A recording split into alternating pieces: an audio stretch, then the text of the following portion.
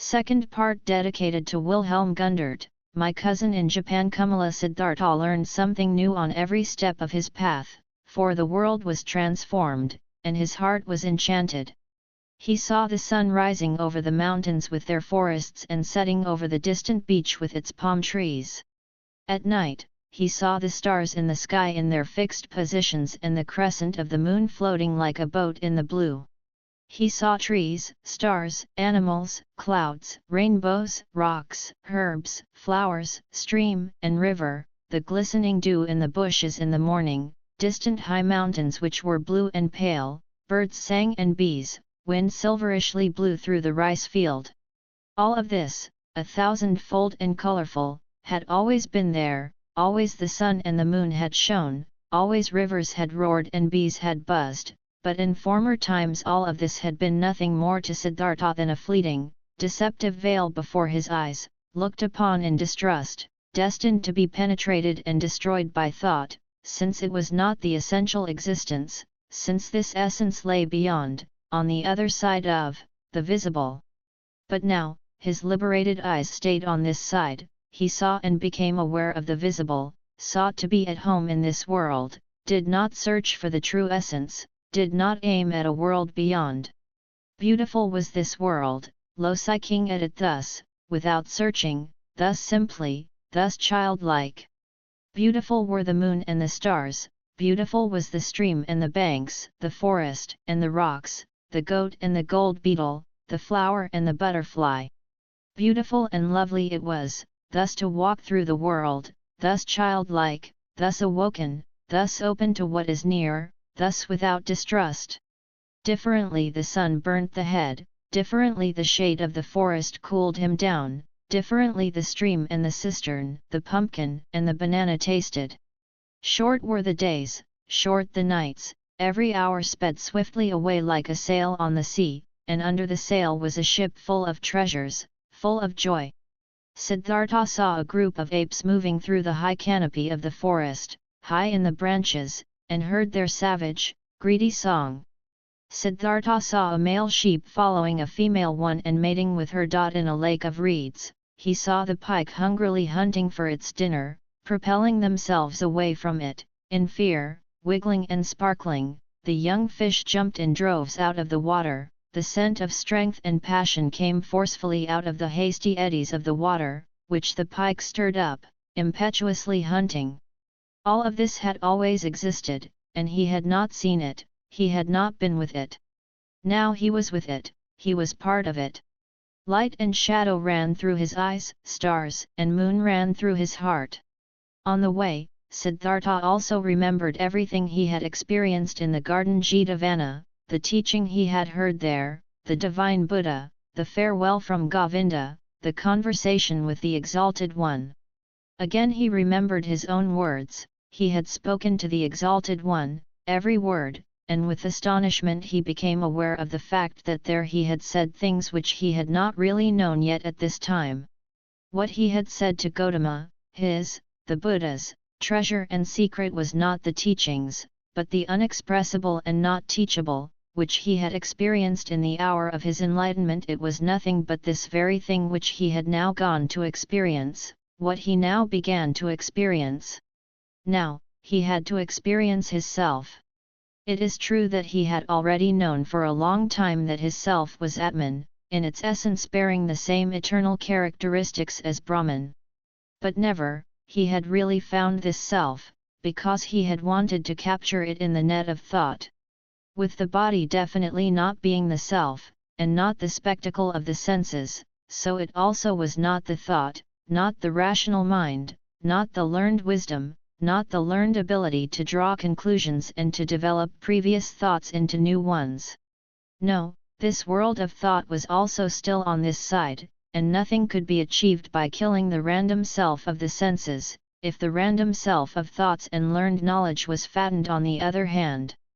Both, the thoughts as well as the senses, were pretty things, the ultimate meaning was hidden behind both of them, both had to be listened to, both had to be played with. Both neither had to be scorned nor overestimated, from both the secret voices of the innermost truth had to be attentively perceived. He wanted to strive for nothing, except for what the voice commanded him to strive for, dwell on nothing, except where the voice would advise him to do so. Why had Gautama, at that time, in the hour of all hours, sat down under the bo tree, where the enlightenment hid him? He had heard a voice in his own heart, which had commanded him to seek rest under this tree, and had neither preferred self-castigation, offerings, ablutions, nor prayer, neither food nor drink, neither sleep nor dream. He had obeyed the voice. To obey like this, not to an external command, only to the voice, to be ready like this was good, this was necessary, nothing else was necessary. In the night when he slept in the straw hut of a ferryman by the river, Siddhartha had a dream. Govinda was standing in front of him, dressed in the yellow robe of an ascetic. Sad was how Govinda looked like. Sadly he asked, "Vvhy have you forsaken me?" At this, he embraced Govinda, wrapped his arms around him, and as he was pulling him close to his chest and kissed him, it was not Govinda anymore, but a woman, and a full breast popped out of the woman's dress, at which Siddhartha lay and drank, sweetly and strongly tasted the milk from this breast. It tasted of woman and man, of sun and forest, of animal and flower, of every fruit, of every joyful desire. It intoxicated him and rendered him unconscious. When Siddhartha woke up, the pale river shimmered through the door of the hut, and in the forest, a dark call of an owl resounded deeply and pleasantly. When the day began, Siddhartha asked his host, the ferryman, to get him across the river. The ferryman got him across the river on his bamboo raft. The wide water shimmered reddishly in the light of the morning. "This is a beautiful river," he said to his companion. "Yes," said the ferryman, "a very beautiful river, I love it more than anything. Often I have listened to it, often I have looked into its eyes, and always I have learned from it. Much can be learned from a river." "I thank you, my benefactor," spoke Siddhartha, disembarking on the other side of the river. "I have no gift I could give you for your hospitality, my dear, and also no payment for your work. I am a man without a home, a son of a Brahmin and a Samana." "I did see it," spoke the ferryman, "and I haven't expected any payment from you and no gift which would be the custom for guests to bear. You will give me the gift another time." "Do you think so?" asked Siddhartha amusedly. "Surely. This too, I have learned from the river, everything is coming back. You too, Samana, will come back. Now farewell. Let your friendship be my reward. Commemorate me, when you'll make offerings to the gods." Smiling, they parted. Smiling, Siddhartha was happy about the friendship and the kindness of the ferryman. "He is like Govinda," he thought with a smile, "all I meet on my path are like Govinda. All are thankful, though they are the ones who would have a right to receive thanks. All are submissive, all would like to be friends, like to obey, think little. Like children are all people." At about noon, he came through a village. In front of the mud cottages, children were rolling about in the street, were playing with pumpkin seeds and seashells, screamed and wrestled, but they all timidly fled from the unknown Samana. In the end of the village, the path led through a stream, and by the side of the stream, a young woman was kneeling and washing clothes. When Siddhartha greeted her, she lifted her head and looked up to him with a smile, so that he saw the white in her eyes glistening. He called out a blessing to her, as it is the custom among travelers, and asked how far he still had to go to reach the large city. Then she got up and came to him. Beautifully, her wet mouth was shimmering in her young face. She exchanged humorous banter with him, asked whether he had eaten already, and whether it was true that the Samanas slept alone in the forest at night and were not allowed to have any women with them. While talking, she put her left foot on his right one and made a movement as a woman does who would want to initiate that kind of sexual pleasure with a man, which the textbooks call climbing a tree. Siddhartha felt his blood heating up, and since in this moment he had to think of his dream again, he bent slightly down to the woman and kissed with his lips the brown nipple of her breast. Looking up, he saw her face smiling full of lust and her eyes, with contracted pupils, begging with desire.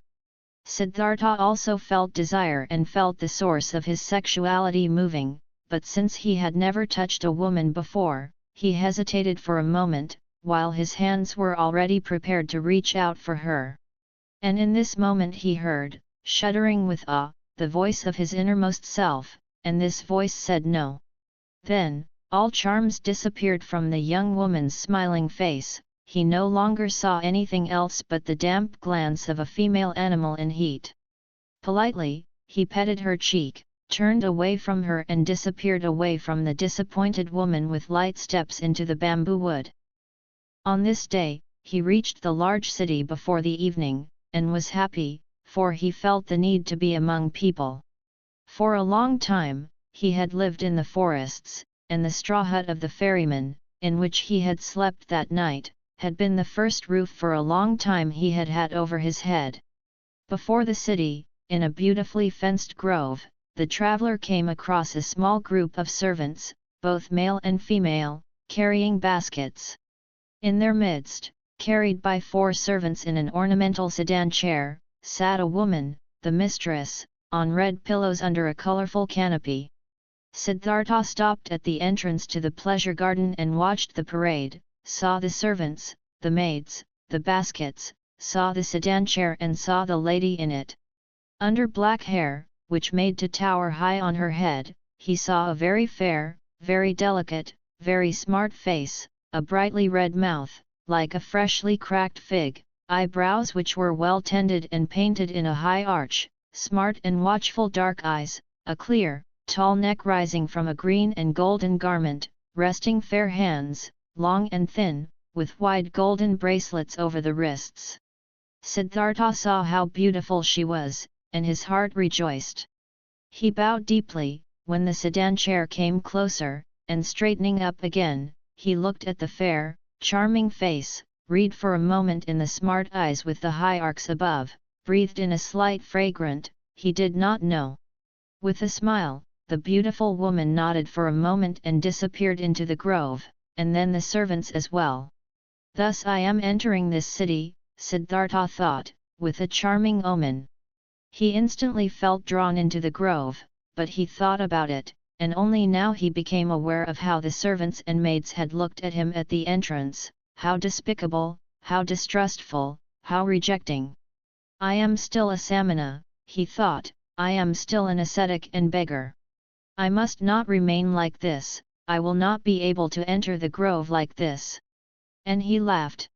The next person who came along this path he asked about the grove and for the name of the woman, and was told that this was the grove of Kamala, the famous courtesan, and that, aside from the grove, she owned a house in the city. Then, he entered the city. Now he had a goal. Pursuing his goal, he allowed the city to suck him in, drifted through the flow of the streets, stood still on the squares, rested on the stairs of stone by the river. When the evening came, he made friends with Barber's assistant, whom he had seen working in the shade of an arch in a building, whom he found again praying in a temple of Vishnu, whom he told about stories of Vishnu and the Lakshmi.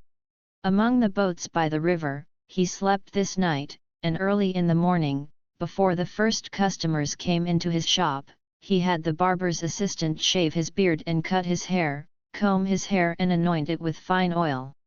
Then he went to take his bath in the river. When late in the afternoon, beautiful Kamala approached her grove in her sedan chair, Siddhartha was standing at the entrance, made a bow and received the courtesan's greeting, but that servant who walked at the very end of her train he motioned to him and asked him to inform his mistress that a young Brahmin would wish to talk to her. After a while, the servant returned, asked him, who had been waiting, to follow him, conducted him, who was following him, without a word into a pavilion, where Kamala was lying on a couch, and left him alone with her. "Weren't you already standing out there yesterday, greeting me?" asked Kamala. "It's true that I've already seen and greeted you yesterday.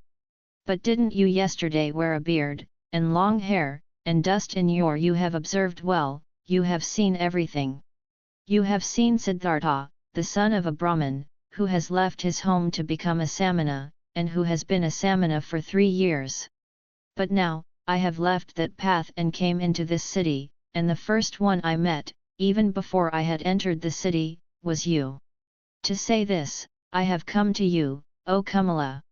You are the first woman whom Siddhartha is not addressing with his eyes turned to the ground. Never again I want to turn my eyes to the ground, when I am coming across a beautiful woman. Kamala smiled and played with her fan of peacock's feathers. And asked, and only to tell me this, Siddhartha has come to me. To tell you this and to thank you for being so beautiful. And if it doesn't displease you, Kamala, I would like to ask you to be my friend and teacher, for I know nothing yet of that art which you have mastered in the highest degree. At this, Kamala laughed aloud. Never before this has happened to me, my friend, that a Samana from the forest came to me and wanted to learn from me. Never before this has happened to me, that a Samana came to me with long hair and an old, torn loincloth. Many young men come to me, and there are also sons of Brahmans among them, but they come in beautiful clothes, they come in fine shoes, they have perfume in their hair and money in their pouches. This is, O Samana, how the young men are like who come to me. Quoth Siddhartha, already I am starting to learn from you. Even yesterday, I was already learning. I have already taken off my beard, have combed the hair, have oil in my hair. There is little which is still missing in me, O excellent one, fine clothes, fine shoes, money in my pouch. You shall know, Siddhartha has set harder goals for himself than such trifles, and he has reached them. How shouldn't I reach that goal, which I have set for myself yesterday, to be your friend and to learn the joys of love from you?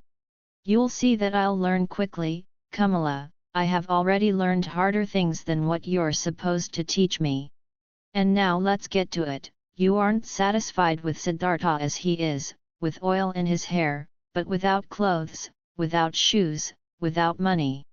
Laughing, Kamala exclaimed, no, my dear, he doesn't satisfy me yet. Clothes are what he must have, pretty clothes, and shoes, pretty shoes, and lots of money in his pouch, and gifts for Kamala. Do you know it now, Samana from the forest? Did you mark my words? Yes, I have marked your words, Siddhartha exclaimed. How should I not mark words which are coming from such a mouth? Your mouth is like a freshly cracked fig, Kamala.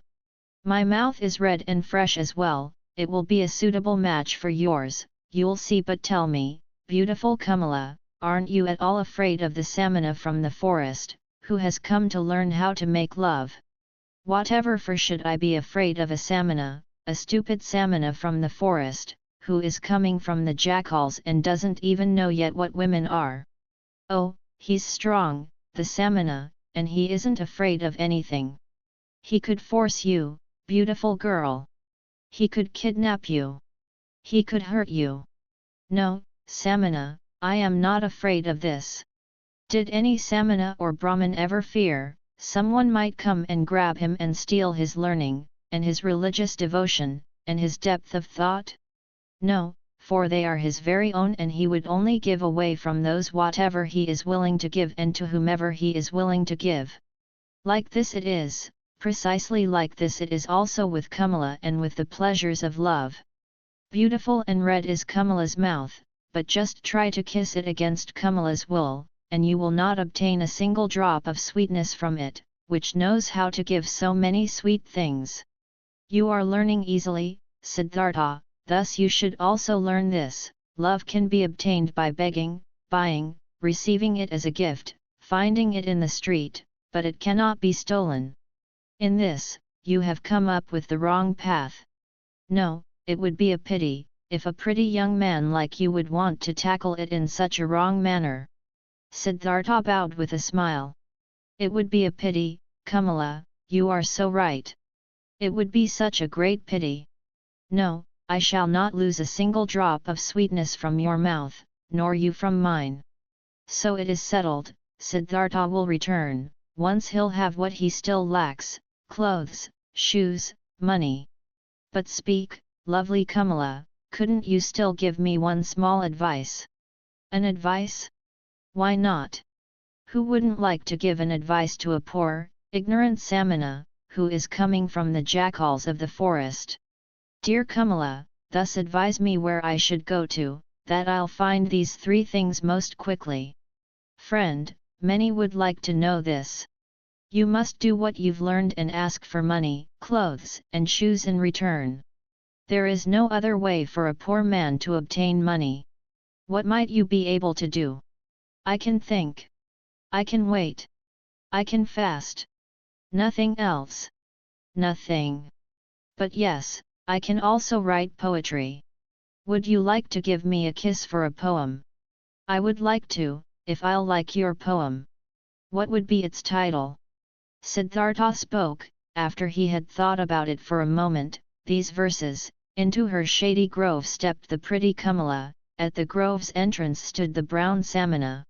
Deeply, seeing the lotuses blossom, bowed that man, and smiling Kamala thanked. More lovely, thought the young man, than offerings for gods, more lovely is offering to pretty Kamala. Kamala loudly clapped her hands, so that the golden bracelets clanged. Beautiful are your verses, O brown Samana, and truly, I'm losing nothing when I'm giving you a kiss for them. She beckoned him with her eyes, he tilted his head so that his face touched hers and placed his mouth on that mouth which was like a freshly cracked fig. For a long time, Kamala kissed him, and with a deep astonishment Siddhartha felt how she taught him, how wise she was, how she controlled him, rejected him, lured him, and how after this first one there was to be a long, a well-ordered, well-tested sequence of kisses, every one different from the others, he was still to receive. Breathing deeply, he remained standing where he was, and was in this moment astonished like a child about the cornucopia of knowledge and things worth learning, which revealed itself before his eyes. Very beautiful are your verses, exclaimed Kamala, if I was rich, I would give you pieces of gold for them. But it will be difficult for you to earn thus much money with verses as you need. For you need a lot of money, if you want to be Kamala's friend. The way you're able to kiss, Kamala, stammered Siddhartha. Yes, this I am able to do, therefore I do not lack clothes, shoes, bracelets, and all beautiful things. But what will become of you? Aren't you able to do anything else but thinking, fasting, making poetry? I also know the sacrificial songs, said Siddhartha, but I do not want to sing them any more. I also know magic spells, but I do not want to speak them any more.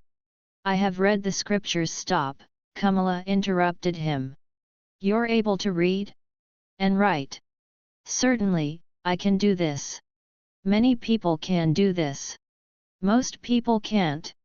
I also can't do it. It is very good that you're able to read and write, very good. You will also still find use for the magic spells. In this moment, a maid came running in and whispered a message into her mistress's ear. There's a visitor for me, exclaimed Kamala. Hurry and get yourself away, Siddhartha, nobody may see you in here, remember this. Tomorrow, I'll see you again. But to the maid she gave the order to give the pious Brahmin white upper garments. Without fully understanding what was happening to him, Siddhartha found himself being dragged away by the maid, brought into a garden house avoiding the direct path, being given upper garments as a gift, led into the bushes, and urgently admonished to get himself out of the grove as soon as possible without being seen. Contently, he did as he had been told. Being accustomed to the forest, he managed to get out of the grove and over the hedge without making a sound. Contently, he returned to the city, carrying the rolled-up garments under his arm. At the inn, where travelers stay, he positioned himself by the door. Without words he asked for food, without a word he accepted a piece of rice cake. Perhaps as soon as tomorrow, he thought, I will ask no one for food any more. Suddenly, pride flared up in him. He was no samana anymore, it was no longer becoming to him to beg. He gave the rice cake to a dog and remained without food. Simple is the life which people lead in this world here, thought Siddhartha. It presents no difficulties. Everything was difficult, toilsome, and ultimately hopeless, when I was still a samana. Now, everything is easy, easy like that lesson in kissing, which Kamala is giving me. I need clothes and money, nothing else. These are small, near goals, they won't make a person lose any sleep. He had already discovered Kamala's house in the city long before, there he turned up the following day. Things are working out well, she called out to him. They are expecting you at Kamaswami's, he is the richest merchant of the city. If he'll like you, he'll accept you into his service. Be smart, brown samana. I had others tell him about you. Be polite towards him, he is very powerful. But don't be too modest. I do not want you to become his servant, you shall become his equal, or else I won't be satisfied with you. Kamaswami is starting to get old and lazy. If he'll like you, he'll entrust you with a lot. Siddhartha thanked her and laughed, and when she found out that he had not eaten anything yesterday and today, she sent for bread and fruits and treated him to it. You've been lucky, she said when they parted, I'm opening one door after another for you. How come? Do you have a spell? Siddhartha said, yesterday, I told you I knew how to think, to wait, and to fast, but you thought this was of no use. But it is useful for many things, Kamala, you'll see. You'll see that the stupid samanas are learning and able to do many pretty things in the forest, which the likes of you aren't capable of. The day before yesterday, I was still a shaggy beggar, as soon as yesterday I have kissed Kamala, and soon I'll be a merchant and have money and all those things you insist upon. Well, yes, she admitted. But where would you be without me? What would you be, if Kamala wasn't helping you? Dear Kamala, said Siddhartha and straightened up to his full height, when I came to you into your grove, I did the first step. It was my resolution to learn love from this most beautiful woman. From that moment on, when I had made this resolution, I also knew that I would carry it out. I knew that you would help me. At your first glance at the entrance of the grove I already knew it. But what if I hadn't been willing? You were willing. Look, Kamala, when you throw a rock into the water, it will speed on the fastest course to the bottom of the water.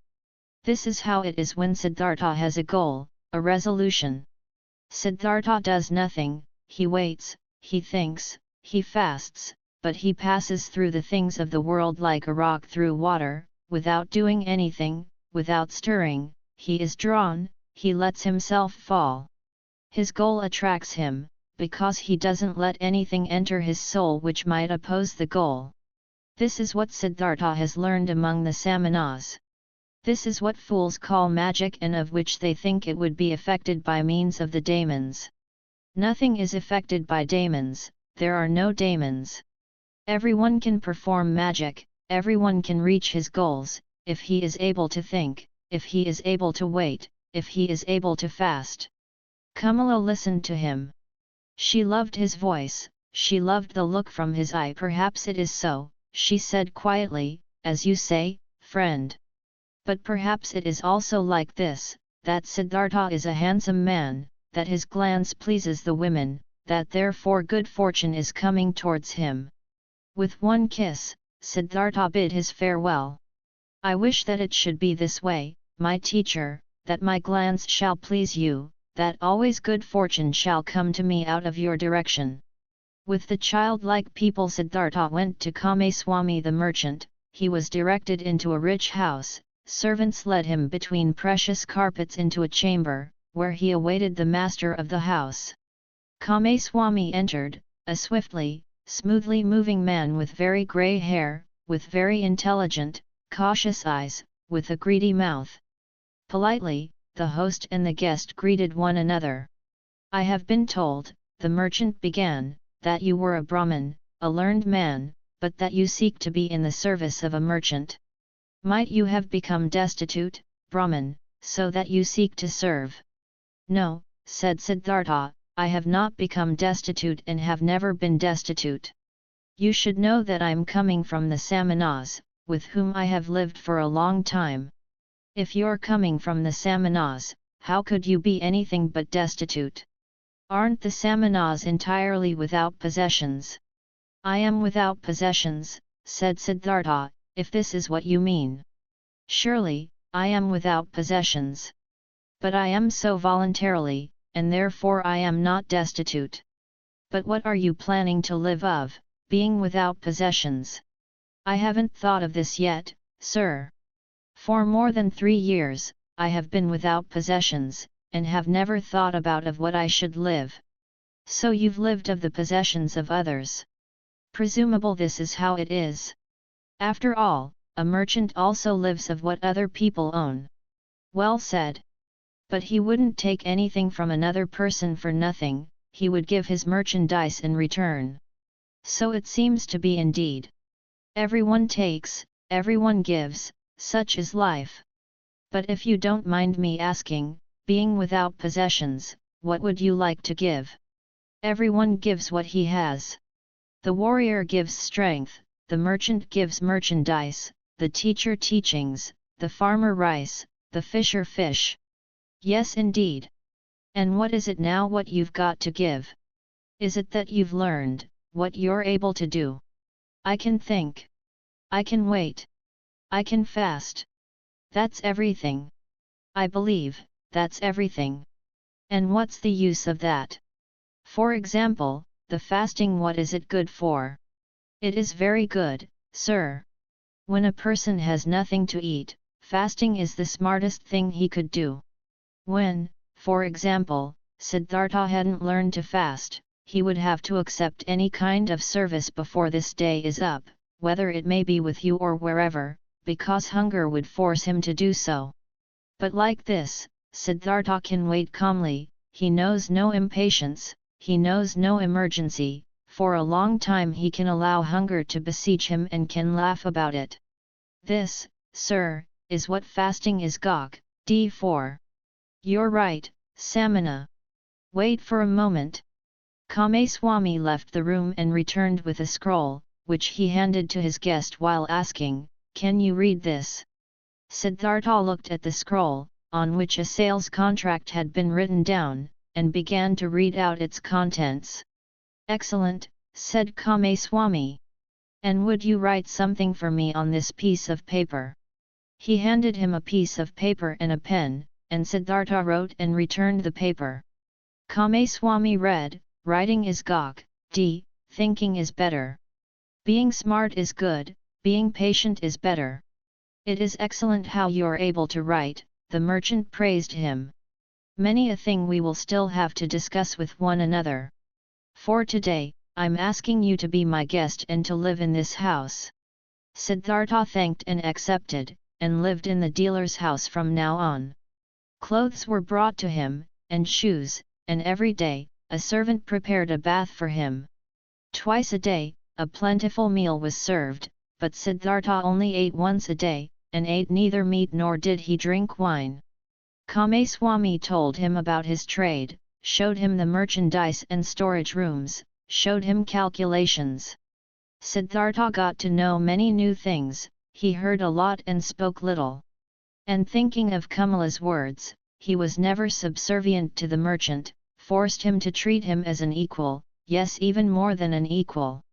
Kameswami conducted his business with care and often with passion, but Siddhartha looked upon all of this as if it was a game, the rules of which he tried hard to learn precisely, but the contents of which did not touch his heart. He was not in Kameswami's house for long, when he already took part in his landlord's business. But daily, at the hour appointed by her, he visited beautiful Kamala, wearing pretty clothes, fine shoes, and soon he brought her gifts as well. Much he learned from her red, smart mouth. Much he learned from her tender, supple hand.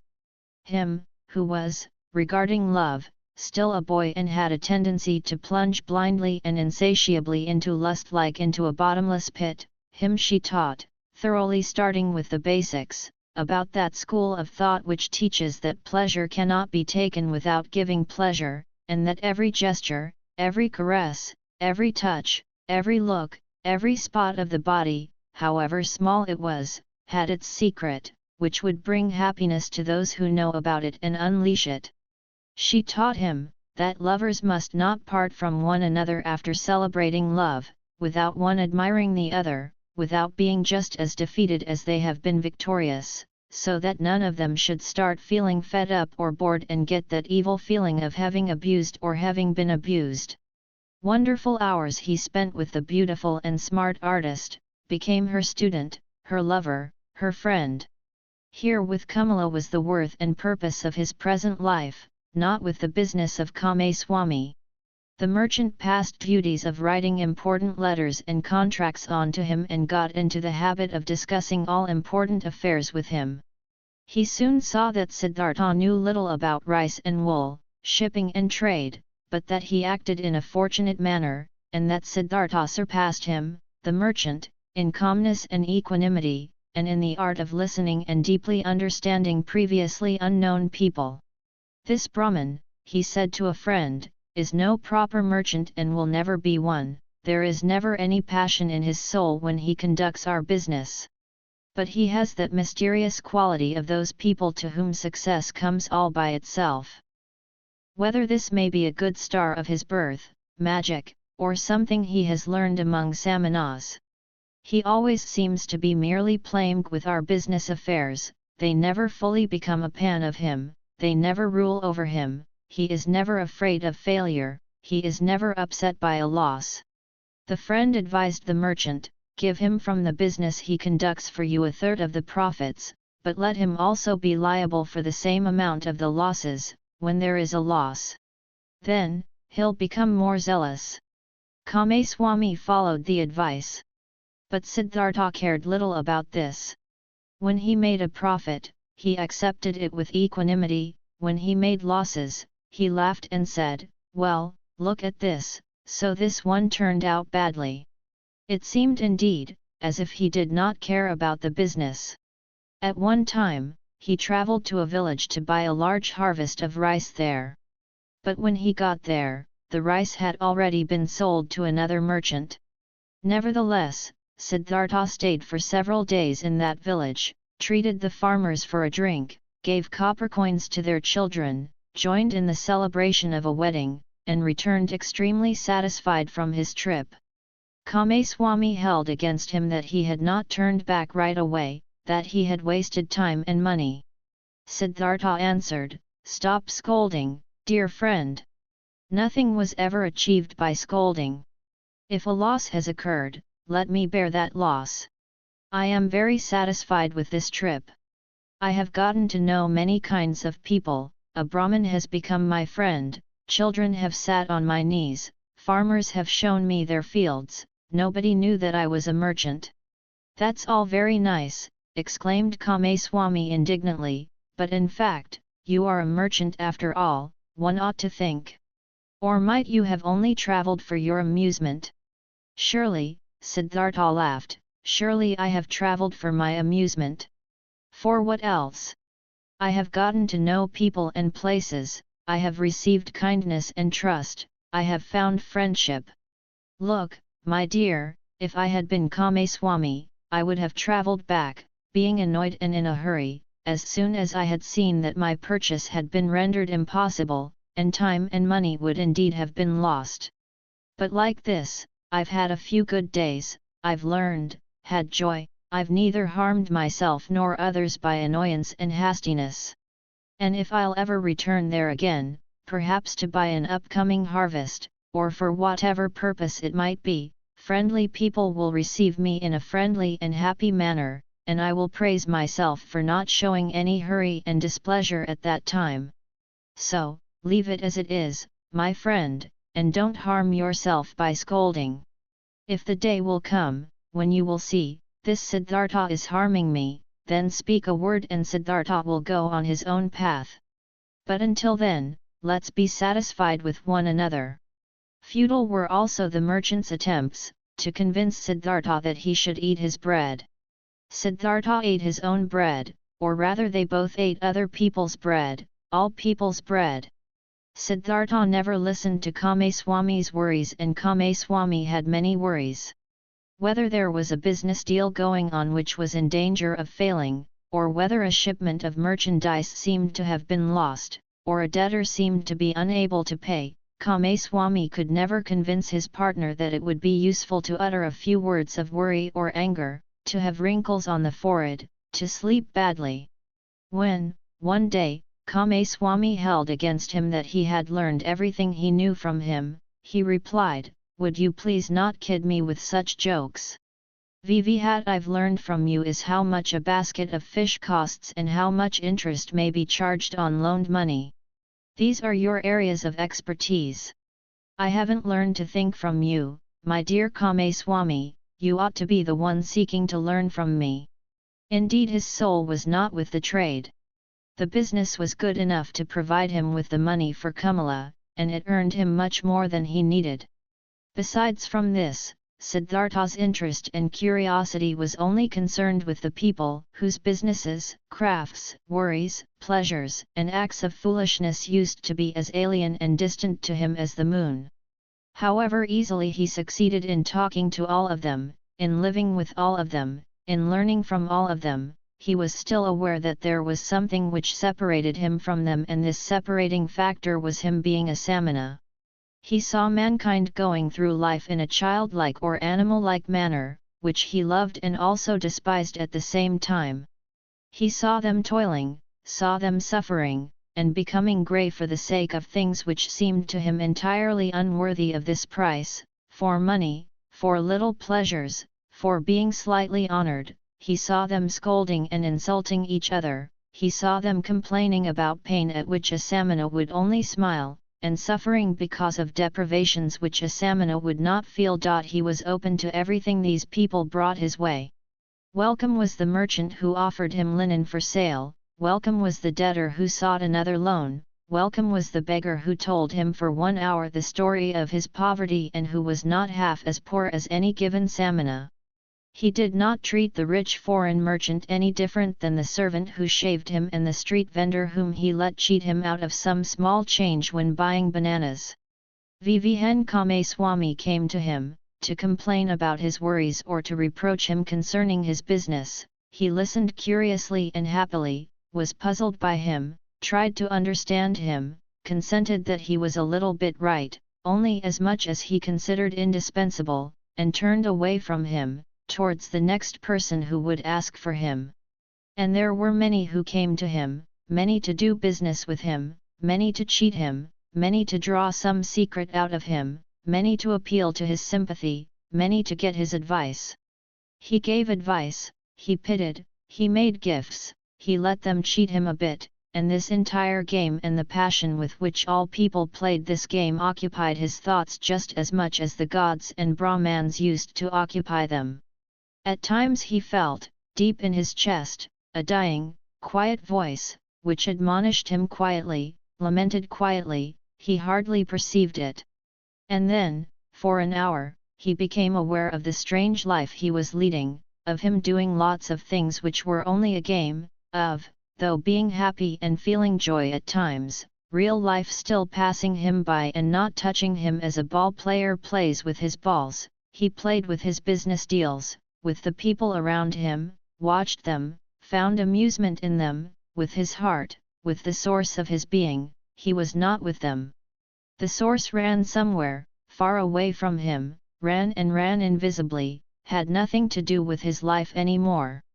And at several times he suddenly became scared on account of such thoughts and wished that he would also be gifted with the ability to participate in all of these childlike naive occupations of the daytime with passion and with his heart, really to live, really to act, really to enjoy and to live instead of just standing by as a spectator. But again and again, he came back to beautiful Kamala, learned the art of love, practiced the cult of lust, in which more than in anything else giving and taking becomes one, chatted with her, learned from her, gave her advice, received advice. She understood him better than Govinda used to understand him, she was more similar to him. Once, he said to her, "You are like me, you are different from most people. You are Kamala, nothing else, and inside of you, there is a peace and refuge, to which you can go at every hour of the day and be at home at yourself, as I can also do. Few people have this, and yet all could have it. Not all people are smart, said Kamala. No, said Siddhartha, that's not the reason why. Kamaswami is just as smart as I, and still has no refuge in himself. Others have it, who are small children with respect to their mind. Most people, Kamala, are like a falling leaf, which is blown and is turning around through the air, and wavers, and tumbles to the ground. But others, a few, are like stars, they go on a fixed course, no wind reaches them, in themselves they have their law and their course. Among all the learned men and samanas, of which I knew many, there was one of this kind, a perfected one, I'll never be able to forget him. It is that Gautama, the exalted one, who is spreading those teachings. Thousands of followers are listening to his teachings every day, follow his instructions every hour, but they are all falling leaves, not in themselves they have teachings and a law. Kamala looked at him with a smile. Again, you're talking about him, she said, again, you're having a Samana's thoughts. Siddhartha said nothing, and they played the game of love, one of the 30 or 40 different games Kamala knew. Her body was flexible like that of a jaguar and like the bow of a hunter. He who had learned from her how to make love, was knowledgeable of many forms of lust, many secrets. For a long time, she played with Siddhartha, enticed him, rejected him, forced him, embraced him, enjoyed his masterful skills, until he was defeated and rested exhausted by her side. The courtesan bent over him, took a long look at his face, at his eyes, which had grown tired. You are the best lover, she said thoughtfully, I ever saw. You're stronger than others, more supple, more willing. You've learned my art well, Siddhartha. At some time, when I'll be older, I'd want to bear your child. And yet, my dear, you've remained a samana, and yet you do not love me, you love nobody. Isn't it so? It might very well be so, Siddhartha said tiredly. I am like you. You also do not love. How else could you practice love as a craft? Perhaps, people of our kind can't love. The childlike people can, that's their secret. Sansara. For a long time, Siddhartha had lived the life of the world and of lust, though without being a part of it. His senses, which he had killed off in hot years as a samana, had awoken again. He had tasted riches, had tasted lust, had tasted power. Nevertheless he had still remained in his heart for a long time a samana. Kamala, being smart, had realized this quite right. It was still the art of thinking, of waiting, of fasting, which guided his life. Still the people of the world, the childlike people, had remained alien to him as he was alien to them. Years passed by, surrounded by the good life. Siddhartha hardly felt them fading away. He had become rich. For quite a while he possessed a house of his own and his own servants, and a garden before the city by the river. The people liked him, they came to him, whenever they needed money or advice, but there was nobody close to him, except Kamala. That high, bright state of being awake, which he had experienced that one time at the height of his youth, in those days after Gautama's sermon, after the separation from Govinda, that tense expectation, that proud state of standing alone without teachings and without teachers, that supple willingness to listen to the divine voice in his own heart, had slowly become a memory, had been fleeting, distant and quiet. The holy source murmured, which used to be near, which used to murmur within himself. Nevertheless, many things he had learned from the Samanas, he had learned from Gautama, he had learned from his father the Brahman, had remained within him for a long time afterwards. Moderate living, joy of thinking, hours of meditation, secret knowledge of the self, of his eternal entity, which is neither body nor consciousness. Many a part of this he still had, but one part after another had been submerged and had gathered dust.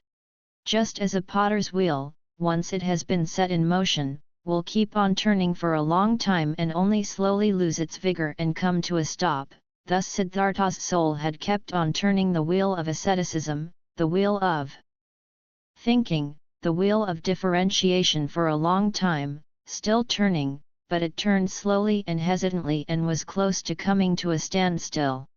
Slowly, like humidity entering the dying stem of a tree, filling it slowly and making it rot, the world and sloth had entered Siddhartha's soul. Slowly it filled his soul, made it heavy, made it tired, put it to sleep. On the other hand, his senses had become alive, there was much they had learned, much they had experienced. Siddhartha had learned to trade, to use his power over people, to enjoy himself with a woman. He had learned to wear beautiful clothes, to give orders to servants, to bathe in perfumed waters. He had learned to eat tenderly and carefully prepared food, even fish, even meat and poultry, spices and sweets, and to drink wine, which causes sloth and forgetfulness. He had learned to play with dice and on a chessboard, to watch dancing girls, to have himself carried about in a sedan chair, to sleep on a soft bed. But still he had felt different from and superior to the others. Always he had watched them with some mockery, some mocking disdain, with the same disdain which a samana constantly feels for the people of the world. When Kamaswami was ailing, when he was annoyed, when he felt insulted, when he was vexed by his worries as a merchant, Siddhartha had always watched it with mockery. Just slowly and imperceptibly, as the harvest seasons and rainy seasons passed by, his mockery had become more tired, his superiority had become more quiet. Just slowly, among his growing riches, Siddhartha had assumed something of the childlike people's ways for himself, something of their childlikeness and of their fearfulness. And yet, he envied them just the more similar he became to them. He envied them for the one thing that was missing from him and that they had, the importance they were able to attach to their lives, the amount of passion in their joys and fears, the fearful but sweet happiness of being constantly in love. These people were all of the time in love with themselves, with women, with their children, with honors or money, with plans or hopes. But he did not learn this from them, this out of all things, this joy of a child and this foolishness of a child. He learned from them out of all things the unpleasant ones, which he himself despised. It happened more and more often that, in the morning after having had company the night before, he stayed in bed for a long time, felt unable to think and tired. It happened that he became angry and impatient, when Kamaswami bored him with his worries. It happened that he laughed just too loud when he lost a game of dice. His face was still smarter and more spiritual than others, but it rarely laughed, and assumed, one after another, those features which are so often found in the faces of rich people, those features of discontent, of sickliness, of ill humor, of sloth, of a lack of love. Slowly the disease of the soul, which rich people have, grabbed hold of him. Like a veil, like a thin mist, tiredness came over Siddhartha, slowly, getting a bit denser every day, a bit murkier every month, a bit heavier every year. As a new dress becomes old in time, loses its beautiful color in time, gets stains, gets wrinkles, gets worn off at the seams, and starts to show threadbare spots here and there, thus Siddhartha's new life, which he had started after his separation from Govinda, had grown old, lost color and splendor as the years passed by, was gathering wrinkles and stains, and hidden at bottom, already showing its ugliness here and there. Disappointment and disgust were waiting. Siddhartha did not notice it. He only noticed that this bright and reliable voice inside of him, which had awoken in him at that time and had ever guided him in his best times, had become silent. He had been captured by the world, by lust, covetousness, sloth, and finally also by that vice which he had used to despise and mock the most as the most foolish one of all vices, greed. Property, possessions, and riches also had finally captured him. They were no longer a game and trifles to him, had become a shackle and a burden. In a strange and devious way, Siddhartha had gotten into this final and most base of all dependencies, by means of the game of dice. It was since that time, when he had stopped being a samana in his heart, that Siddhartha began to play the game for money and precious things, which he at other times only joined with a smile and casually as a custom of the childlike people, with an increasing rage and passion. He was a feared gambler, few dared to take him on, so high and audacious were his stakes. He played the game due to a pain of his heart, losing and wasting his wretched money in the game brought him an angry joy. In no other way he could demonstrate his disdain for wealth, the merchant's false god, more clearly and more mockingly. Thus he gambled with high stakes and mercilessly, hating himself, mocking himself, won thousands, threw away thousands, lost money, lost jewelry, lost a house in the country, won again, lost again. That fear, that terrible and petrifying fear, which he felt while he was rolling the dice, while he was worried about losing high stakes, that fear he loved and sought to always renew it, always increase it, always get it to a slightly higher level, for in this feeling alone he still felt something like happiness, something like an intoxication, something like an elevated form of life in the midst of his saturated, lukewarm, dull life. And after each big loss, his mind was set on new riches, pursued the trade more zealously, forced his debtors more strictly to pay, because he wanted to continue gambling, he wanted to continue squandering, continue demonstrating his disdain of wealth. Siddhartha lost his calmness when losses occurred, lost his patience when he was not paid on time, lost his kindness towards beggars, lost his disposition for giving away and loaning money to those who petitioned him. He, who gambled away tens of thousands at one roll of the dice and laughed at it, became more strict and more petty in his business, occasionally dreaming at night about money. And whenever he woke up from this ugly spell, whenever he found his face in the mirror at the bedroom's wall to have aged and become more ugly, whenever embarrassment and disgust came over him, he continued fleeing into a new game, fleeing into a numbing of his mind brought on by sex, by wine, and from there he fled back into the urge to pile up and obtain possessions. In this pointless cycle he ran, growing tired, growing old, growing ill. Then the time came when a dream warned him. He had spent the hours of the evening with Kamala, in her beautiful pleasure garden. They had been sitting under the trees, talking, and Kamala had said thoughtful words, words behind which a sadness and tiredness lay hidden. She had asked him to tell her about Gautama, and could not hear enough of him, how clear his eyes, how still and beautiful his mouth, how kind his smile, how peaceful his walk had been. For a long time, he had to tell her about the exalted Buddha, and Kamala had sighed and had said, "Any day, perhaps soon, I'll also follow that Buddha. I'll give him my pleasure garden for a gift and take my refuge in his teachings."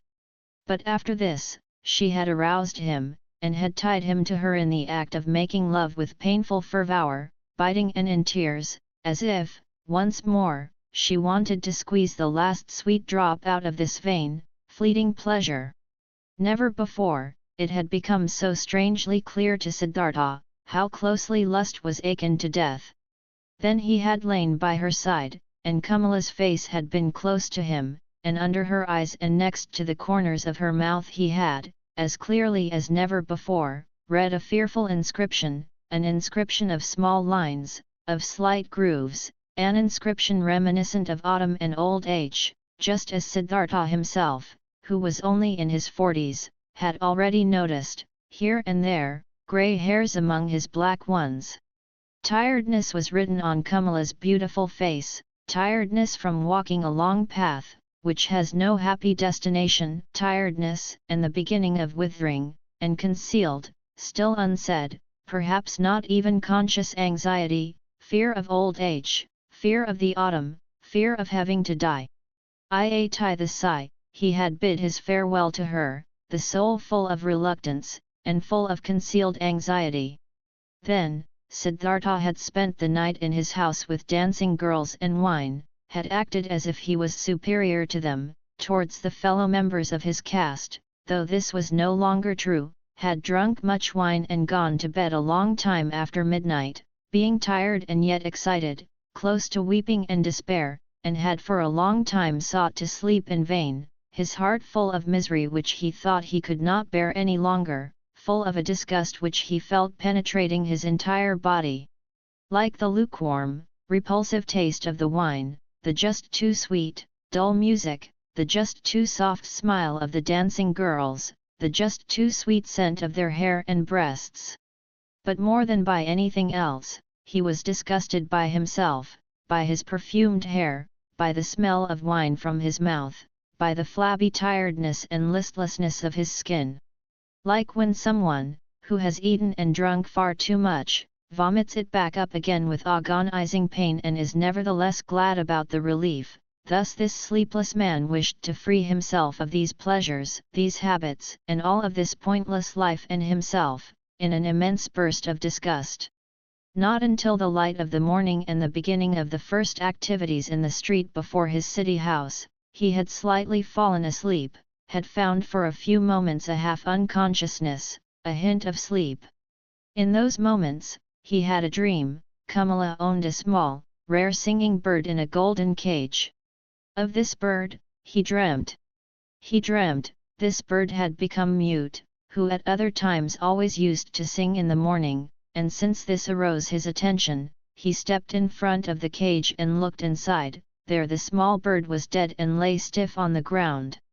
He took it out, weighed it for a moment in his hand, and then threw it away, out in the street, and in the same moment, he felt terribly shocked, and his heart hurt, as if he had thrown away from himself all value and everything good by throwing out this dead bird. Starting up from this dream, he felt encompassed by a deep sadness. Worthless, so it seemed to him, worthless and pointless was the way he had been going through life, nothing which was alive, nothing which was in some way delicious or worth keeping he had left in his hands. Alone he stood there and empty like a castaway on the shore. With a gloomy mind, Siddhartha went to the pleasure garden he owned, locked the gate, sat down under a mango tree, felt death in his heart and horror in his chest, sat and sensed how everything died in him, withered in him, came to an end in him. By and by, he gathered his thoughts, and in his mind, he once again went the entire path of his life, starting with the first days he could remember. When was there ever a time when he had experienced happiness, felt a true bliss? Oh yes, several times he had experienced such a thing in his years as a boy. He had had a taste of it, when he had obtained praise from the Brahmans, he had felt it in his heart. There is a path in front of the one who has distinguished himself in the recitation of the holy verses, in the dispute with the learned ones, as an assistant in the offerings. Then, he had felt it in his heart, there is a path in front of you, you are destined for, the gods are awaiting you. And again, as a young man, when the ever-rising, upward fleeing, goal of all thinking had ripped him out of and up from the multitude of those seeking the same goal, when he wrestled in pain for the purpose of Brahman, when every obtained knowledge only kindled new thirst in him, then again he had, in the midst of the thirst, in the midst of the pain felt this very same thing, go on. Go on. You are called upon. He had heard this voice when he had left his home and had chosen the life of a samana, and again when he had gone away from the samanas to that perfected one, and also when he had gone away from him to the uncertain. For how long had he not heard this voice any more? For how long had he reached no height any more? How even and dull was the manner in which his path had passed through life, for many long years, without a high goal, without thirst, without elevation, content with small lustful pleasures and yet never satisfied. For all of these many years, without knowing it himself, he had tried hard and long to become a man like those many, like those children, and in all this, his life had been much more miserable and poorer than theirs, and their goals were not his, nor their worries. After all, that entire world of the Kamaswami people had only been a game to him, a dance he would watch, a comedy. Only Kamala had been dear, had been valuable to him, but was she still thus? Did he still need her, or she him? Did they not play a game without an ending? Was it necessary to live for this? No, it was not necessary. The name of this game was Sansara, a game for children, a game which was perhaps enjoyable to play once, twice, 10 times, but forever and ever over again? Then, Siddhartha knew that the game was over, that he could not play it any more. Shivers ran over his body, inside of him, so he felt, something had died. That entire day, he sat under the mango tree, thinking of his father, thinking of Govinda, thinking of Gautama. Did he have to leave them to become a Kameswami? He still sat there, when the night had fallen. When, looking up, he caught sight of the stars, he thought, here I'm sitting under my mango tree, in my pleasure garden. He smiled a little. Was it really necessary, was it right, was it not as foolish game, that he owned a mango tree, that he owned a garden? He also put an end to this also died in him. He rose, bid his farewell to the mango tree, his farewell to the pleasure garden. Since he had been without food this day, he felt strong hunger, and thought of his house in the city, of his chamber and bed, of the table with the meals on it. He smiled tiredly, shook himself, and bid his farewell to these things. In the same hour of the night, Siddhartha left his garden, left the city, and never came back. For a long time, Kameswami had people look for him, thinking that he had fallen into the hands of robbers. Kamala had no one look for him. When she was told that Siddhartha had disappeared, she was not astonished. Did she not always expect it? Was he not a samana, a man who was at home nowhere, a pilgrim? And most of all, she had felt this the last time they had been together, and she was happy, in spite of all the pain of the loss, that she had pulled him so affectionately to her heart for this last time, that she had felt one more time to be so completely possessed and penetrated by him. When she received the first news of Siddhartha's disappearance, she went to the window, where she held a rare singing bird captive in a golden cage. She opened the door of the cage, took the bird out and let it fly. For a long time, she gazed after it, the flying bird. From this day on, she received no more visitors and kept her house locked. But after some time, she became aware that she was pregnant from the last time she was together with Siddhartha. By the river Siddhartha walked through the forest, was already far from the city, and knew nothing but that one thing, that there was no going back for him, that this life, as he had lived it for many years until now, was over and done away with, and that he had tasted all of it, sucked everything out of it until he was disgusted with it. Dead was the singing bird he had dreamt of. Dead was the bird in his heart.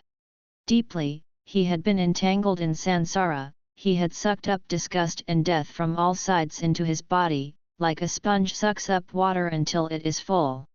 And full he was, full of the feeling of being sick of it, full of misery, full of death. There was nothing left in this world which could have attracted him, given him joy, given him comfort. Passionately he wished to know nothing about himself any more, to have rest, to be dead. If there only was a lightning bolt to strike him dead. If there only was a tiger to devour him.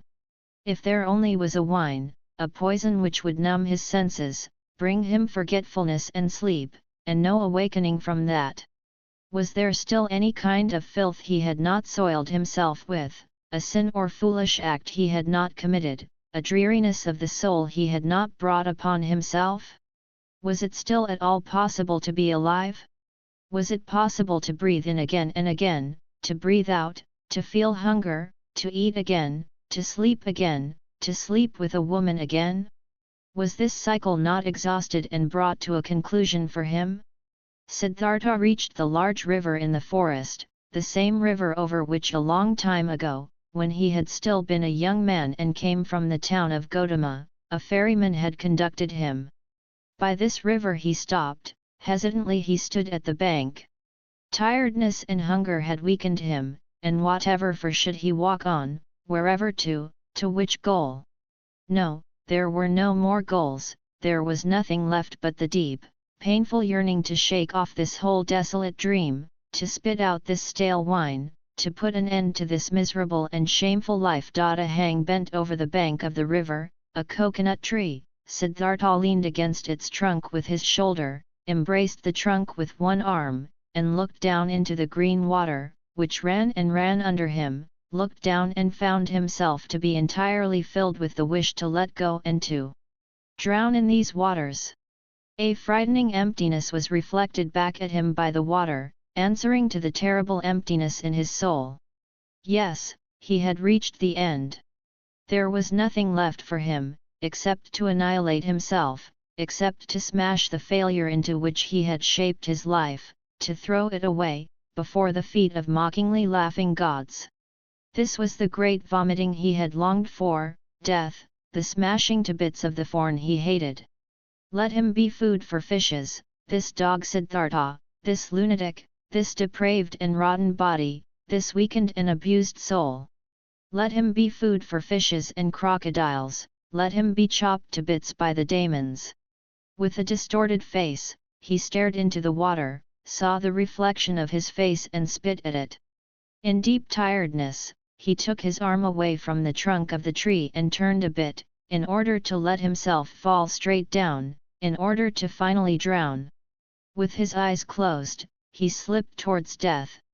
Then, out of remote areas of his soul, out of past times of his now weary life, a sound stirred up. It was a word, a syllable, which he, without thinking, with a slurred voice, spoke to himself, the old word which is the beginning and the end of all prayers of the Brahmans, the holy 0M, which roughly means that what is perfect or the completion. And in the moment when the sound of 0M touched Siddhartha's ear, his dormant spirit suddenly woke up and realized the foolishness of his actions. Siddhartha was deeply shocked. So this was how things were with him, so doomed was he, so much he had lost his way and was forsaken by all knowledge, that he had been able to seek death, that this wish of a child, had been able to grow in him, to find rest by annihilating his body. What all agony of these recent times, all sobering realizations, all desperation had not brought about, this was brought on by this moment, when they entered his consciousness, he became aware of himself in his misery and in his error. 0M. He spoke to himself, 0M. And again he knew about Brahman, knew about the indestructibility of life, knew about all that is divine, which he had forgotten. But this was only a moment, flash. By the foot of the coconut tree, Siddhartha collapsed, struck down by tiredness, mumbling 0M, placed his head on the root of the tree and fell into a deep sleep. Deep was his sleep and without dreams, for a long time he had not known such a sleep any more. When he woke up after many hours, he felt as if 10 years had passed. He heard the water quietly flowing, did not know where he was and who had brought him here, opened his eyes, saw with astonishment that there were trees and the sky above him, and he remembered where he was and how he got here. But it took him a long while for this, and the past seemed to him as if it had been covered by a veil, infinitely distant, infinitely far away, infinitely meaningless. He only knew that his previous life, in the first moment when he thought about it, this past life seemed to him like a very old, previous incarnation, like an early pre-birth of his present self, that his previous life had been abandoned by him, that, full of disgust and wretchedness, he had even intended to throw his life away, but that by a river, under a coconut tree, he had come to his senses, the holy word 0M on his lips, that then he had fallen asleep and had now woken up and was looking at the world as a new man.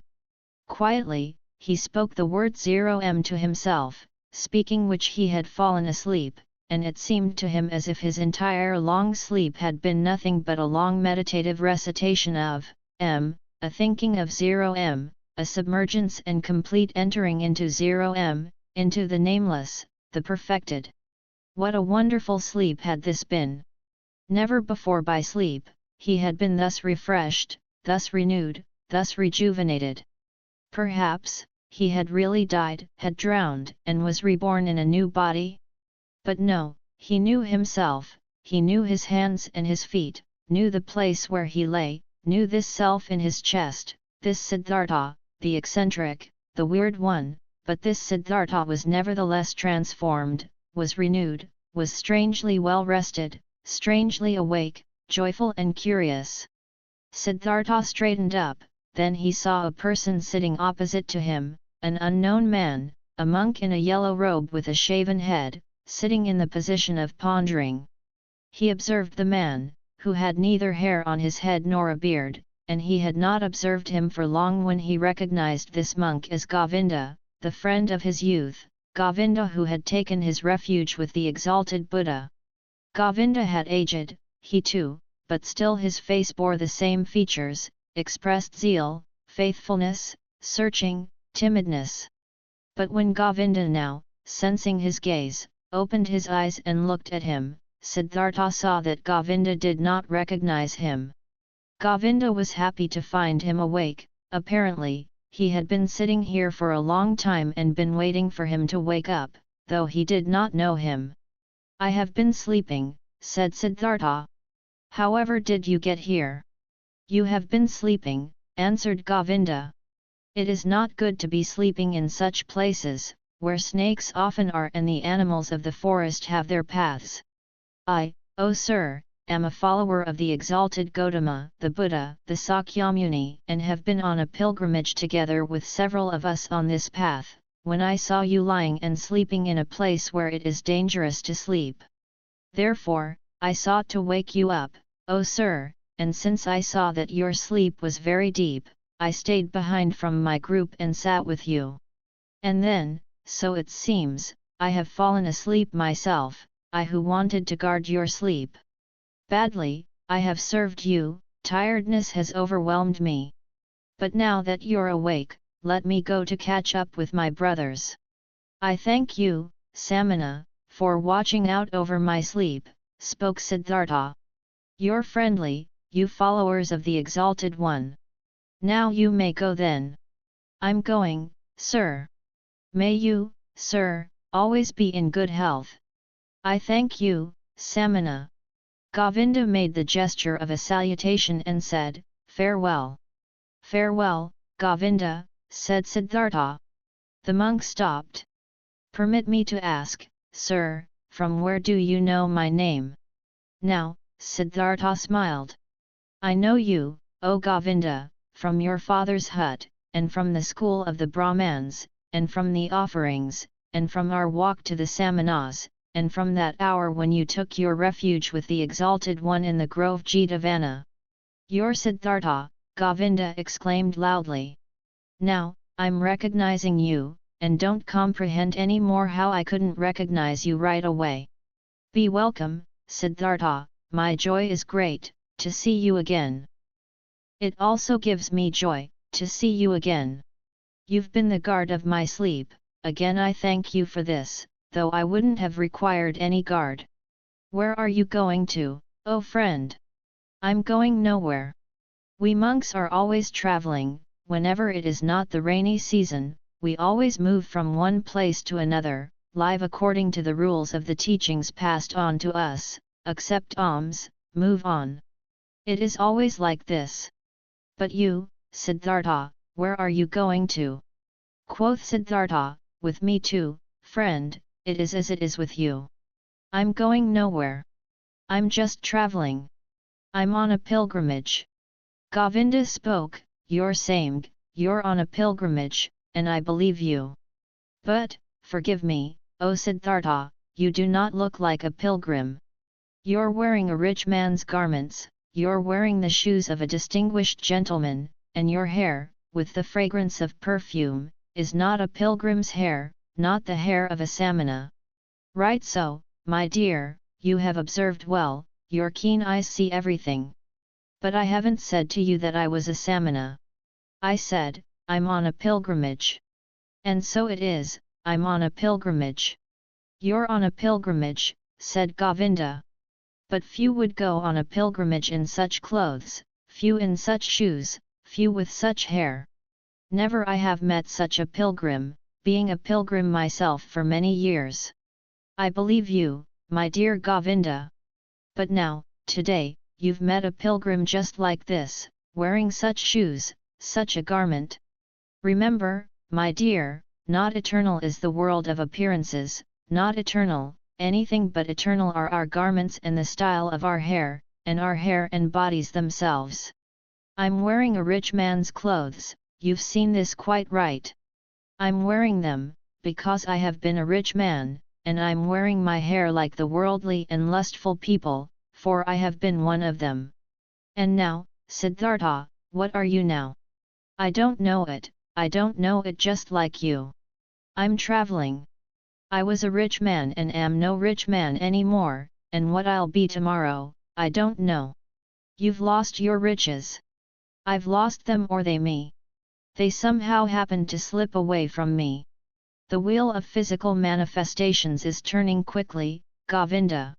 Where is Siddhartha the Brahmin? VV here is Siddhartha the Samana, where is Siddhartha the rich man? Non-eternal things change quickly, Govinda, you know it. Govinda looked at the friend of his youth for a long time, with doubt in his eyes. After that, he gave him the salutation which one would use on a gentleman and went on his way. With a smiling face, Siddhartha watched him leave. He loved him still, this faithful man, this fearful man. And how could he not have loved everybody and everything in this moment, in the glorious hour after his wonderful sleep, filled with 0M. The enchantment, which had happened inside of him in his sleep and by means of the 0M, was this very thing that he loved everything, that he was full of joyful love for everything he saw.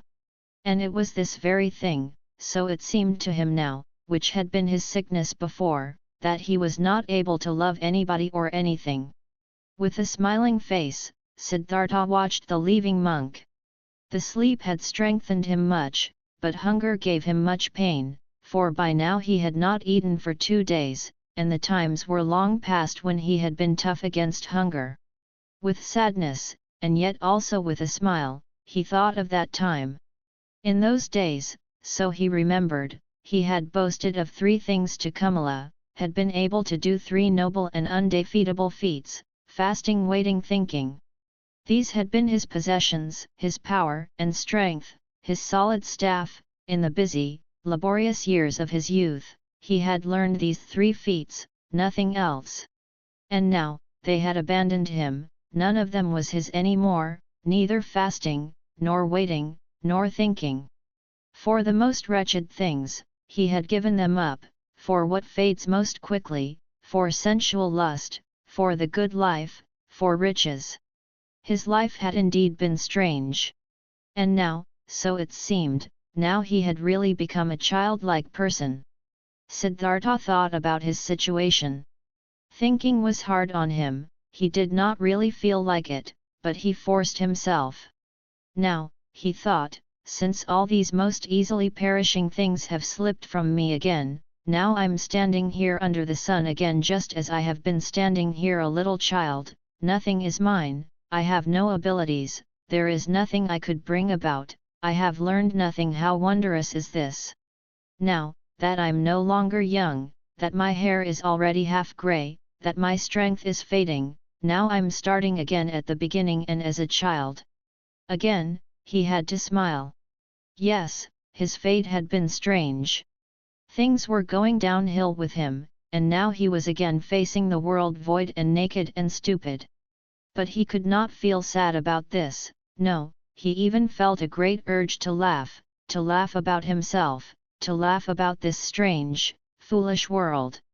Things are going downhill with you, he said to himself, and laughed about it, and as he was saying it, he happened to glance at the river, and he also saw the river going downhill, always moving on downhill, and singing and being happy through it all.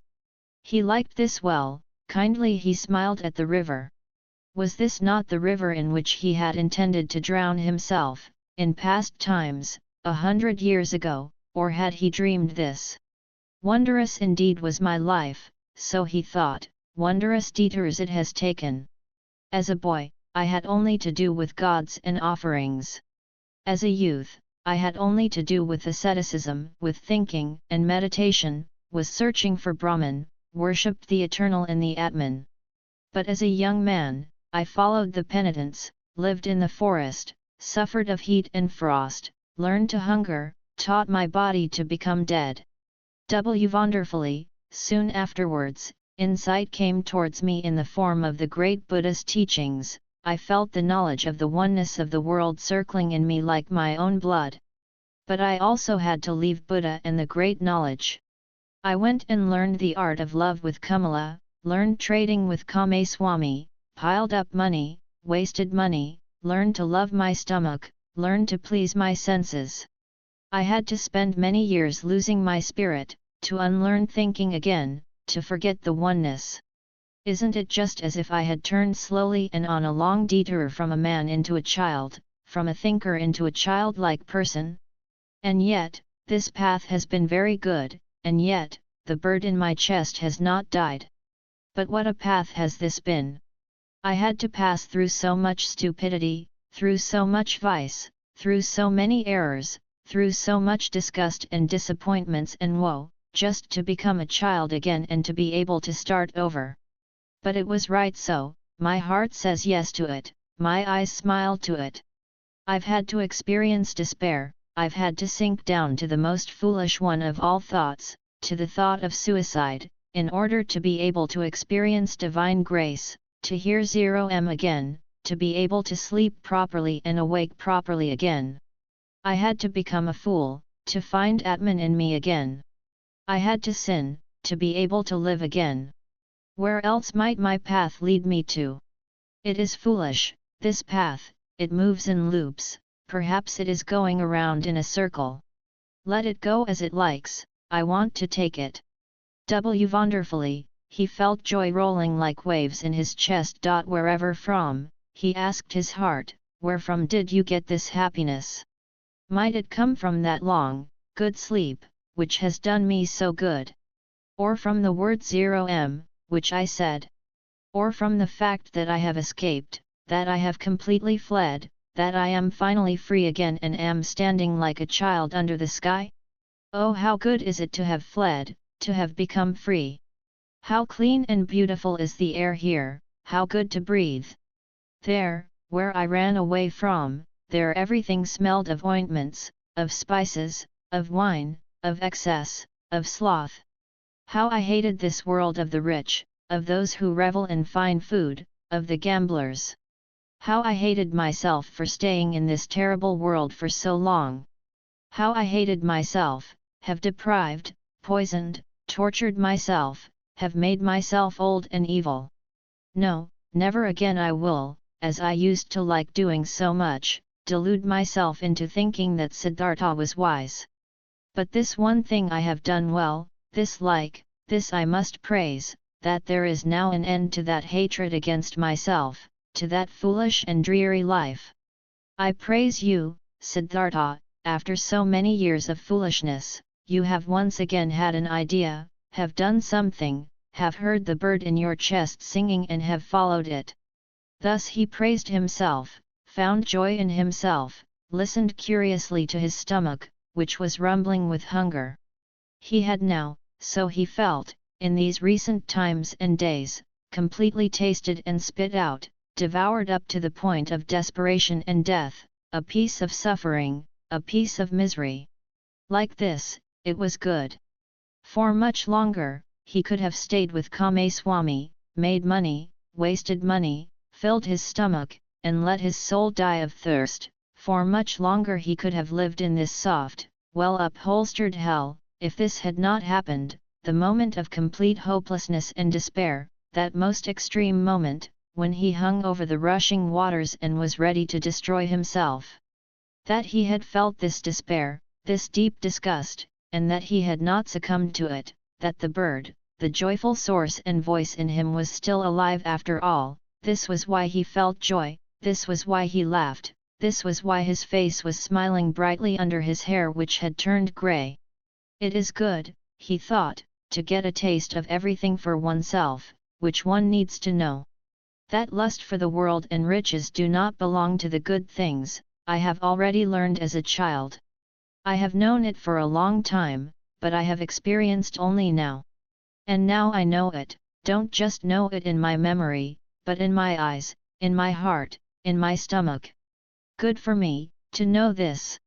For a long time, he pondered his transformation, listened to the bird, as it sang for joy. Had not this bird died in him, had he not felt its death? No, something else from within him had died, something which already for a long time had yearned to die. Was it not this what he used to intend to kill in his ardent years as a penitent? Was this not his self, his small, frightened, and proud self, he had wrestled with for so many years, which had defeated him again and again, which was back again after every killing, prohibited joy, felt fear? Was it not this, which today had finally come to its death, here in the forest, by this lovely river? Was it not due to this death, that he was now like a child, so full of trust, so without fear, so full of joy? Now Siddhartha also got some idea of why he had fought this self in vain as a Brahmin, as a penitent. Too much knowledge had held him back, too many holy verses, too many sacrificial rules, too much self-castigation, so much doing and striving for that goal. Full of arrogance, he had been, always the smartest, always working the most, always one step ahead of all others, always the knowing and spiritual one, always the priest or wise one. Into being a priest, into this arrogance, into this spirituality, his self had retreated, there it sat firmly and grew, while he thought he would kill it by fasting and penance. Now he saw it and saw that the secret voice had been right, that no teacher would ever have been able to bring about his salvation. Therefore, he had to go out into the world, lose himself to lust and power, to woman and money, had to become a merchant, a dice gambler, a drinker, and a greedy person, until the priest and samana in him was dead. Therefore, he had to continue bearing these ugly years, bearing the disgust, the teachings, the pointlessness of a dreary and wasted life up to the end, up to bitter despair, until Siddhartha the lustful, Siddhartha the greedy could also die. He had died, a new Siddhartha had woken up from the sleep. He would also grow old, he would also eventually have to die, mortal was Siddhartha, mortal was every physical form. But today he was young, was a child, the new Siddhartha, and was full of joy. He thought these thoughts, listened with a smile to his stomach, listened gratefully to a buzzing bee. Cheerfully, he looked into the rushing river, never before he had liked a water so well as this one, never before he had perceived the voice and the parable of the moving water thus strongly and beautifully. It seemed to him, as if the river had something special to tell him, something he did not know yet, which was still awaiting him.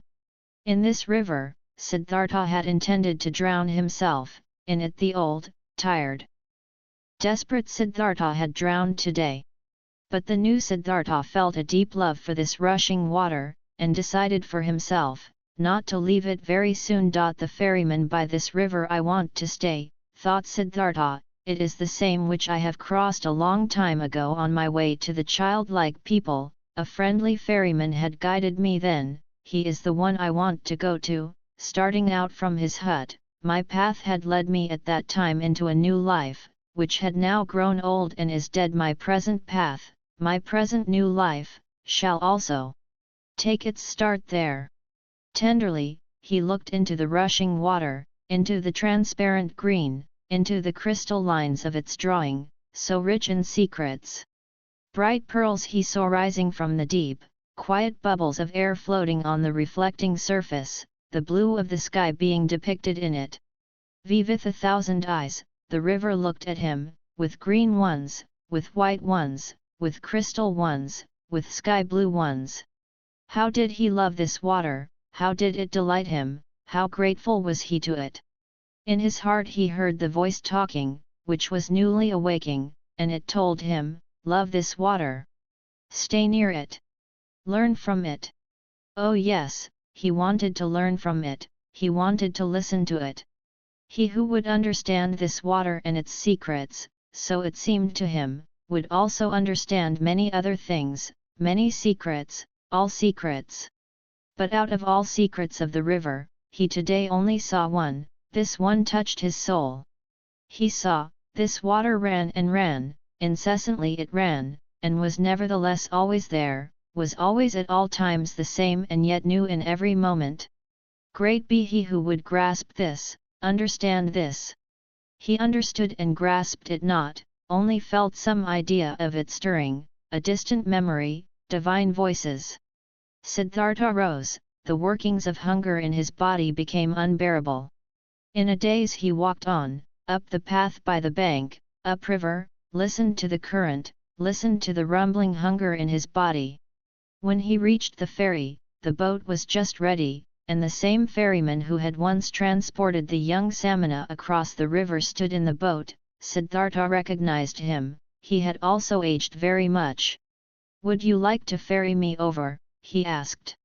The ferryman, being astonished to see such an elegant man walking along and on foot, took him into his boat and pushed it off the bank.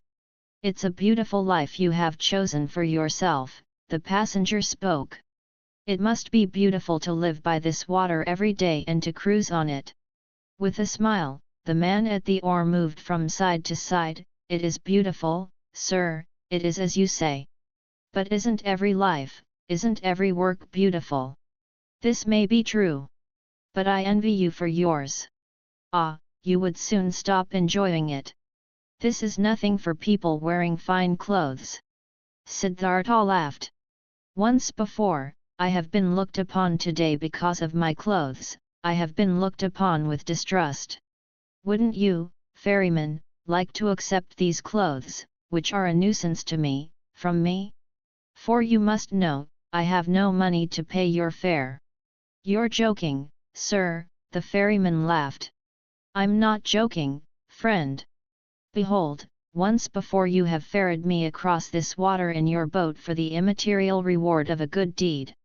Thus, do it today as well, and accept my clothes for it. And do you, sir, intend to continue traveling without clothes?" "Ah, most of all I wouldn't want to continue traveling at all. Most of all would rather you, ferryman, gave me an old loincloth and kept me with you as your assistant, or rather as your trainee, for I'll have to learn first how to handle the boat." For a long time, the ferryman looked at the stranger, searching. "Now I recognize you," he finally said. "At one time, you've slept in my hut, this was a long time ago, possibly more than 20 years ago, and you've been ferried across the river by me, and we parted like good friends. Haven't you been a Samana? I can't think of your name anymore." "My name is Siddhartha, and I was a Samana, when you've last seen, so be welcome, Siddhartha. My name is Vasudev. You will, so I hope, be my guest today as well and sleep in my hut, and tell me, where you're coming from and why these beautiful clothes are such a nuisance to you." They had reached the middle of the river, and Vasudev pushed the oar with more strength, in order to overcome the current. He worked calmly, his eyes fixed in on the front of the boat, with brawny arms. Siddhartha sat and watched him, and remembered, how once before, on that last day of his time as a Samana, love for this man had stirred in his heart. Gratefully, he accepted Vasudev's invitation. When they had reached the bank, he helped him to tie the boat to the stakes. After this, the ferryman asked him to enter the hut, offered him bread and water, and Siddhartha ate with eager pleasure, and also ate with eager pleasure of the mango fruits Vasudev offered him. Afterwards, it was almost the time of the sunset. They sat on a log by the bank, and Siddhartha told the ferryman about where he originally came from and about his life, as he had seen it before his eyes today, in that hour of despair. Until late at night, lasted his tale. Vasudev listened with great attention. Listening carefully, he let everything enter his mind, birthplace and childhood, all that learning, all that searching, all joy, all distress.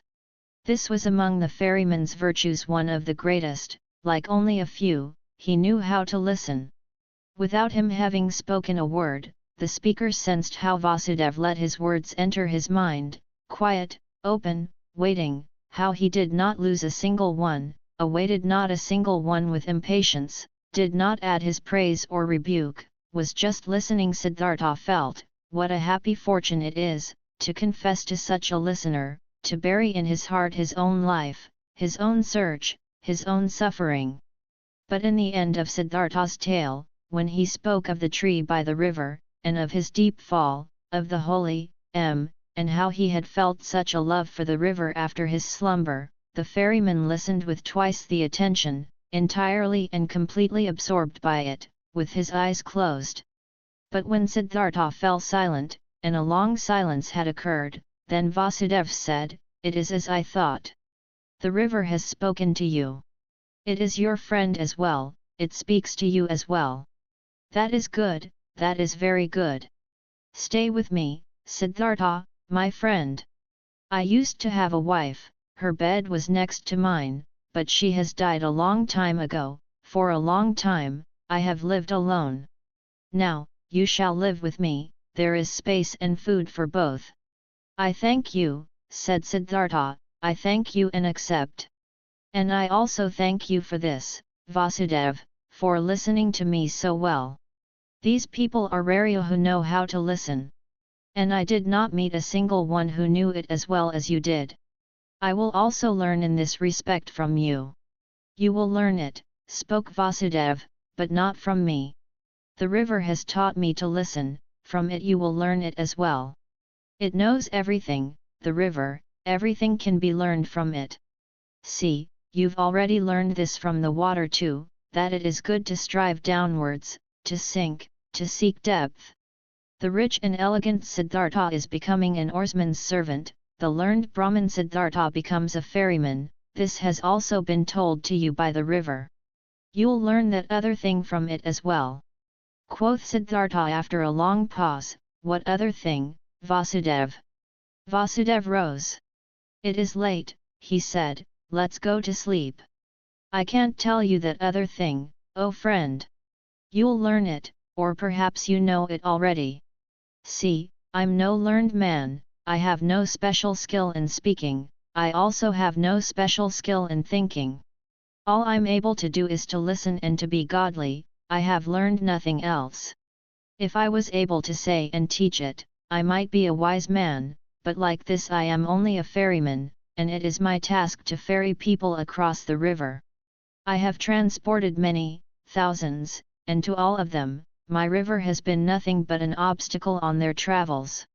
They traveled to seek money and business, and for weddings, and on pilgrimages, and the river was obstructing their path, and the ferryman's job was to get them quickly across that obstacle. But for some among thousands, a few, 4 or 5, the river has stopped being an obstacle, they have heard its voice, they have listened to it, and the river has become sacred to them, as it has become sacred to me. Let's rest now, Siddhartha." Siddhartha stayed with the ferryman and learned to operate the boat, and when there was nothing to do at the ferry, he worked with Vasudev in the rice field, gathered wood, plucked the fruit off the banana trees. He learned to build an oar, and learned to mend the boat, and to weave baskets, and was joyful because of everything he learned, and the days and months passed quickly. But more than Vasudev could teach him, he was taught by the river. Incessantly, he learned from it. Most of all, he learned from it to listen, to pay close attention with a quiet heart, with a waiting, open soul, without passion, without a wish, without judgment, without an opinion. In a friendly manner, he lived side by side with Vasudev, and occasionally they exchanged some words, few and at length thought about.